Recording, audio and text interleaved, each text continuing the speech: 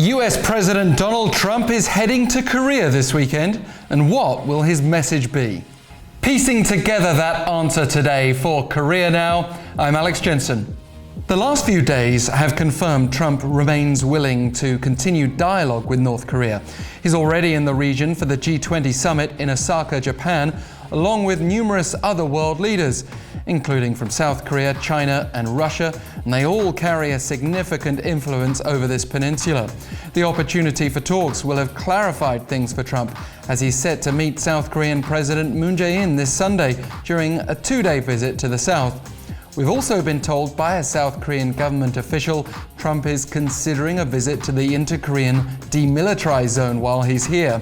And that's drawn a lot of attention because it would be seen as a highly significant step at a time when dialogue over the North's denuclearization has been deadlocked for months, and the peninsula's just marked the 69th anniversary of the start of the Korean War, a conflict that's still not technically over. Trump will have watched Chinese President Xi Jinping receive a very warm welcome during a rare state visit to North Korea last week, as she vowed to play a positive and constructive role in this nuclear standoff. With Beijing going through its own tensions with the US, Trump is having to balance global interests with his America First economic strategy, and Washington knows that China's influence over North Korea could be the most realistic route forward. But is a third ever Trump-Kim summit now looming? Interestingly, Kim also met with Xi close to his last two summits with Trump, so perhaps the pattern will repeat. Reports claim Trump and Kim may even meet within the DMZ this weekend, but Trump told reporters on Tuesday he would just be meeting Kim at some point. He also said he and Kim recently exchanged very friendly letters. Trump's written response was excellent, according to Pyongyang state media last Sunday.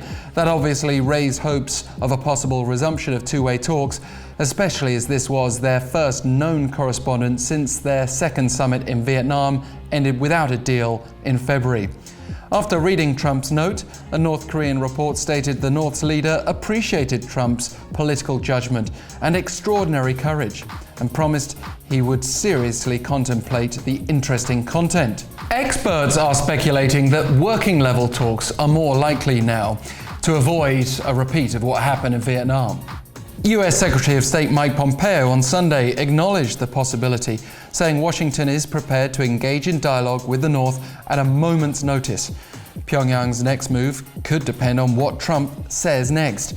We have seen Pyongyang seemingly hedging its bets by seeing how far it can get directly with China and Russia amid a crushingly difficult economic situation due to sanctions. And North Korea's Noreong Shinmun newspaper said Tuesday the US should not misjudge the current situation, warning that Washington will only face defeat and humiliation if it sticks to its old way of thinking.